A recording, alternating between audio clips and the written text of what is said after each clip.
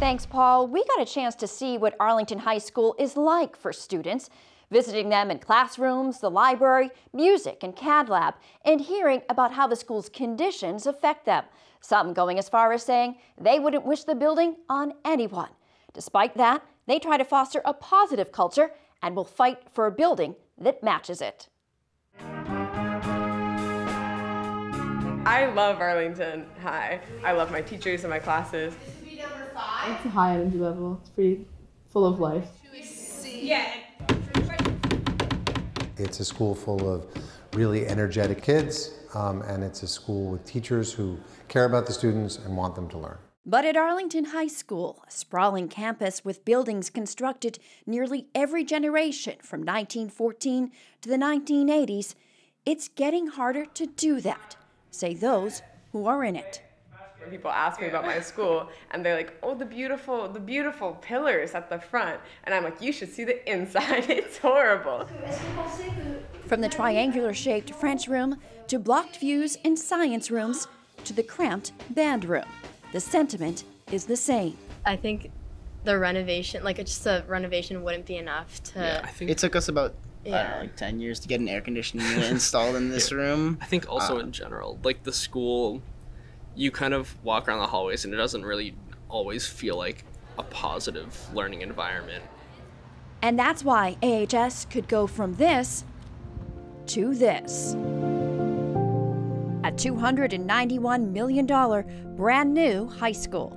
Having the new school says that we as Arlington community value education and value the environment in which our students are learning. Superintendent Kathleen Bodie and an appointed high school building committee have been working on coming up with a building plan for several years. In 2013, the New England Association of Schools and Colleges said the school would lose its accreditation unless things such as inadequate room sizes and blocked views are changed. Some rooms are just built just designed kind of weirdly. It's just funny with there's big objects just in the way. You don't understand how much time we spend working around the building. I have to do my labs in sections so that everybody can have some electricity. We'll make it work for now, as it is, but I think a new facility would really help us do more. This is Old Hall, the oldest part of Arlington High School, originally built in 1914.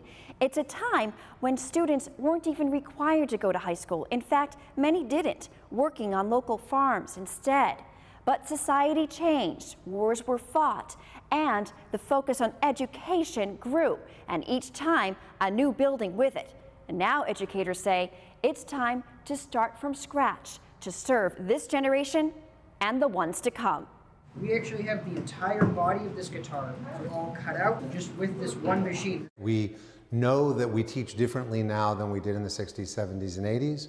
We know that the demands and expectations on education have changed. And we know that this facility doesn't support even the way we are teaching now. I think that everyone initially believed that we were going to do a renovation addition.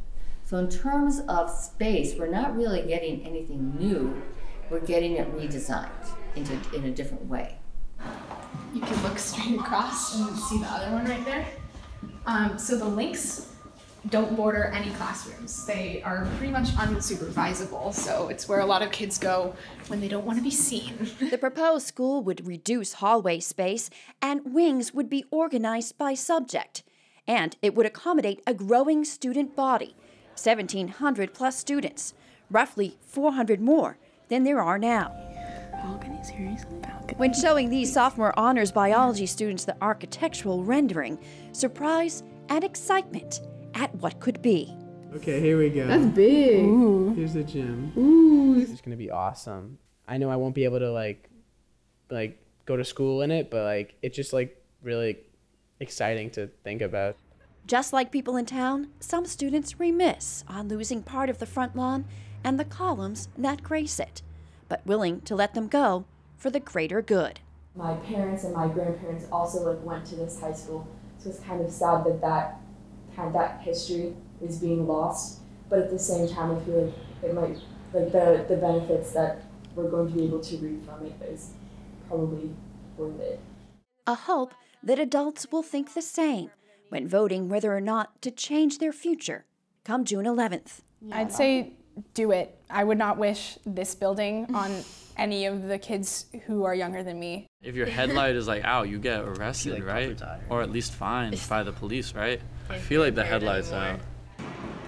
Having a nice space to learn makes people want to learn. I think that's something really important for the future.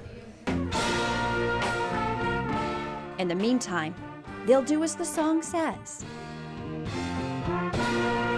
Keep on fighting till the end.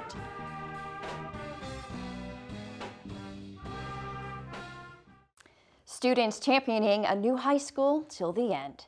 But ultimately, it's voters who will make the decision on Tuesday, June 11th. If you want to see the high school for yourself, you have one more chance. There will be tours on Sunday, June 2nd, starting at 1 in the afternoon.